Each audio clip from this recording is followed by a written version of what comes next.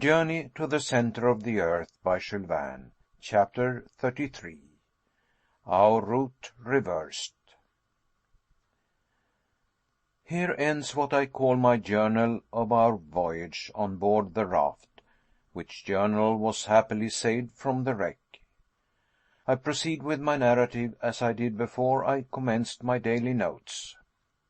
What happened when the terrible shock took place, when the raft was cast upon the rocky shore, it would be impossible for me now to say. I felt myself precipitated violently into the boiling waves, and if I escaped from a certain and cruel death, it was wholly owing to the determination of the faithful Hans, who, clutching me by the arm, saved me from the yawning abyss. The courageous Icelander then carried me in his powerful arms far out of the reach of the waves, and laid me down upon a burning expanse of sand, where I found myself some time afterwards in the company of my uncle the professor. Then he quietly returned towards the fatal rocks, against which the furious waves were beating, in order to save any stray waifs from the wreck. This man was always practical and thoughtful. I could not utter a word. I was quite overcome with emotion. My whole body was broken and bruised with fatigue. It took hours before I was anything like myself. Meanwhile there fell a fearful deluge of rain, drenching us to the skin. Its very violence, however, proclaimed the approaching end of the storm. Some overhanging rocks afforded us a slight protection from the torrents. Under this shelter Hans prepared some food, which, however, I was unable to touch, and, exhausted by the 3 weary days and nights of watching, we fell into a deep and painful sleep. My dreams were fearful, but at last exhausted nature asserted her supremacy, and I slumbered. Next day, when I awoke, the change was magical. The weather was magnificent. Air and sea, as if by mutual consent, had regained their serenity. Every trace of the storm, even the faintest, had disappeared. I was saluted on my awakening by the first joyous tones I had heard from the professor for many a day. His gaiety, indeed, was something terrible. "Well, my lad," he cried, rubbing his hands together, "have you slept soundly?" Might it not have been supposed that we were in the old house on the Königstrasse, that I had just come down quietly to my breakfast, and that my marriage with Gretchen was to take place that very day? My uncle's coolness was exasperating. Alas! Considering how the tempest had driven us in an easterly direction, we had passed under the whole of Germany, under the city of Hamburg, where I had been so happy, under the very street which contained all I loved and cared for in the world. It was a positive fact that I was only separated from her by a distance of 40 leagues, but these 40 leagues were of hard, impenetrable granite. All these dreary and miserable reflections passed through my mind before I attempted to answer my uncle's question. "Why, what is the matter?" he cried. "Cannot you say whether you have slept well or not?" "I have slept very well," was my reply, "but every bone in my body aches. I suppose that will lead to nothing." "Nothing at all, my boy. It is only the result of the fatigue of the last few days, that is all." "You appear, if I may be allowed to say so, to be very jolly this morning," I said. "Delighted, my dear boy, delighted. Was never happier in my life. We have at last reached the wished-for port." "The end of our expedition?" cried I, in a tone of considerable surprise. "No, but to the confines of that sea which I began to fear would never end, but go round the whole world. We will now tranquilly resume our journey by land, and once again endeavor to dive into the center of the earth." "My dear uncle," I began in a hesitating kind of way. "Allow me to ask you one question." "Certainly, Harry. A dozen if you think proper." "One will suffice. How about getting back?" I asked. "How about getting back? What a question to ask! We have as not yet reached the end of our journey." "I know that. All I want to know is how you propose we shall manage the return voyage." "In the most simple manner in the world," said the imperturbable Professor. "Once we reach the exact center of this sphere, either we shall find a new road by which to ascend to the surface, or we shall simply turn round and go back by the way we came.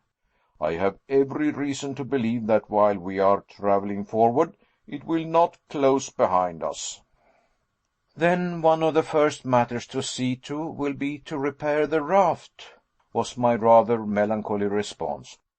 "Of course, we must attend to that above all things," continued the Professor. "Then comes the all important question of provisions," I urged. "Have we anything like enough left to enable us to accomplish such great, such amazing designs as you contemplate carrying out?" "I have seen into the matter, and my answer is in the affirmative. Hans is a very clever fellow, and I have reason to believe that he has saved the greater part of the cargo. But the best way to satisfy your scruples is to come and judge for yourself." Saying which, he led the way out of the kind of open grotto in which we had taken shelter. I had almost begun to hope that which I should rather have feared, and this was the impossibility of such a shipwreck leaving even the slightest signs of what it had carried as freight. I was, however, thoroughly mistaken. As soon as I reached the shores of this inland sea, I found Hans standing gravely in the midst of a large number of things, laid out in complete order. My uncle wrung his hands with deep and silent gratitude.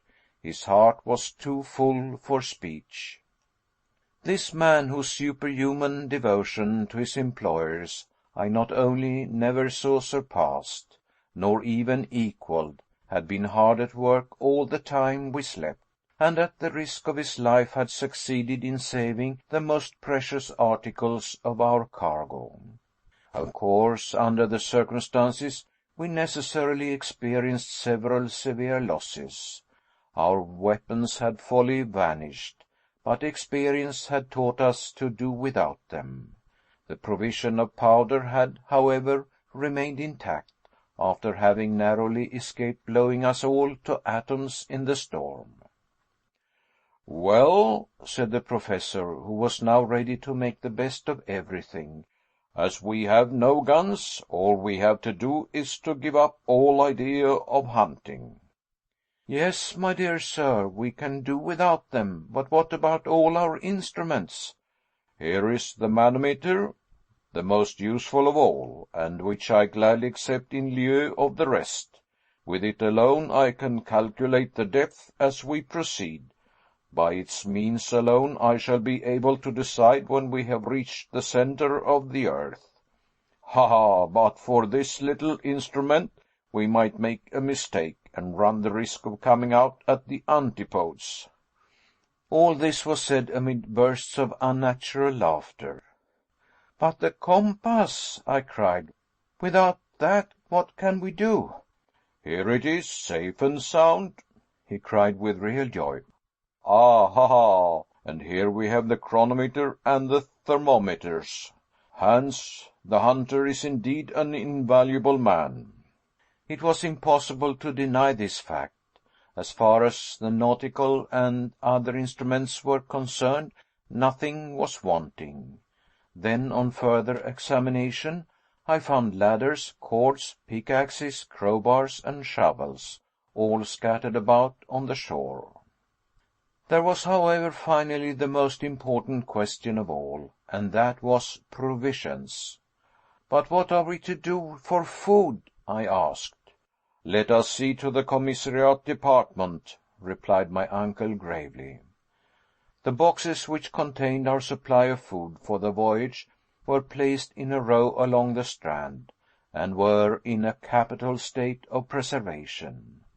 The sea had in every case respected their contents, and, to sum up in one sentence, taking into consideration biscuits, salt, meat, Schiedam, and dried fish, we could still calculate on having about 4 months' supply if used with prudence and caution. 4 months! Cried the sanguine professor in high glee. Then we shall have plenty of time both to go and come. And with what remains, I undertake to give a grand dinner to my colleagues of the Johanneum. I sighed. I should by this time have become used to the temperament of my uncle, and yet this man astonished me more and more every day. He was the greatest human enigma I ever had known. Now, he said, before we do anything else, we must lay in a stock of fresh water. The rain has fallen in abundance and filled the hollows of the granite. There is a rich supply of water, and we have no fear of suffering from thirst, which in our circumstances is of the last importance. As for the raft, I shall recommend Hans to repair it to the best of his abilities, though I have every reason to believe we shall not require it again. How is that? I cried, more amazed than ever at my uncle's style of reasoning. I have an idea, my dear boy. It is none other than this simple fact. We shall not come out by the same opening as that by which we entered. I began to look at my uncle with vague suspicion. An idea had more than once taken possession of me, and this was that he was going mad. And yet, little did I think how true and prophetic his words were doomed to be. And now, he said, having seen to all these matters of detail, to breakfast. I followed him to a sort of projecting cape, after he had given his last instructions to our guide. In this original position, with dried meat, biscuit, and a delicious cup of tea, we made a satisfactory meal. I may say one of the most welcome and pleasant I ever remember. Exhaustion, the keen atmosphere, the state of calm after so much agitation, all contributed to give me an excellent appetite. Indeed, it contributed very much to producing a pleasant and cheerful state of mind. While breakfast was in hand, and between the sips of warm tea, I asked my uncle if he had any idea of how we now stood in relation to the world above. For my part, I added, I think it will be rather difficult to determine. Well, if we were compelled to fix the exact spot, said my uncle, it might be difficult, since during the 3 days of that awful tempest I could keep no account either of the quickness of our pace or of the direction in which the raft was going. Still we will endeavor to approximate to the truth. We shall not, I believe, be so very far out. Well, if I recollect rightly, I replied, our last observation was made at the Geyser Island. Harry's Island, my boy, Harry's Island. Do not decline the honor of having named it. Given your name to an island discovered by us, the first human beings who trod it since the creation of the world. Let it be so, then. At Harry's Island we had already gone over 270 leagues of sea, and we were, I believe, about 600 leagues more or less from Iceland. Good. I am glad to see that you remember so well. Let us start from that point, and let us count 4 days of storm during which our rate of traveling must have been very great. I should say that our velocity must have been about 80 leagues to the 24 hours. I agreed that I thought this a fair calculation. There were then 300 leagues to be added to the grand total. Yes, and the Central Sea must extend at least 600 leagues from side to side. Do you know, my boy, Harry, that we have discovered an inland lake larger than the Mediterranean?" "Certainly, and we only know of its extent in one way. It may be hundreds of miles in length." "Very likely." "Then," said I, after calculating for some minutes, "if your previsions are right, we are at this moment exactly under the Mediterranean itself." "Do you think so?" "Yes, I am almost certain of it. Are we not 900 leagues distant from Reykjavik?" "That is perfectly true, and a famous bit of road we have traveled, my boy. But why we should be under the Mediterranean more than under Turkey or the Atlantic Ocean can only be known when we are sure of not having deviated from our course, and of this we know nothing." "I do not think we were driven very far from our course. The wind appears to me to have been always about the same. My opinion is that this shore must be situated to the southeast of Port Gretchen." "Good. I hope so. It will, however, be easy to decide the matter by taking the bearings from our departure by means of the compass. Come along, and we will consult that invaluable invention." The Professor now walked eagerly in the direction of the rock where the indefatigable Hans had placed the instruments in safety. My uncle was gay and light-hearted. He rubbed his hands and assumed all sorts of attitudes. He was to all appearance once more a young man. Since I had known him, never had he been so amiable and pleasant. I followed him, rather curious to know whether I had made any mistake in my estimation of our position. As soon as we had reached the rock, my uncle took the compass, placed it horizontally before him, and looked keenly at the needle. As he had at first shaken it to give it vivacity, it oscillated considerably, and then slowly assumed its right position under the influence of the magnetic power. The Professor bent his eyes curiously over the wondrous instrument. A violent start immediately showed the extent of his emotion. He closed his eyes, rubbed them, and took another and a keener survey. Then he turned slowly round to me, stupefaction depicted on his countenance. "What is the matter?" said I, beginning to be alarmed. He could not speak. He was too overwhelmed for words. He simply pointed to the instrument. I examined it eagerly, according to his mute directions, and a loud cry of surprise escaped my lips. The needle of the compass pointed due north, in the direction we expected was the south. It pointed to the shore instead of to the high seas.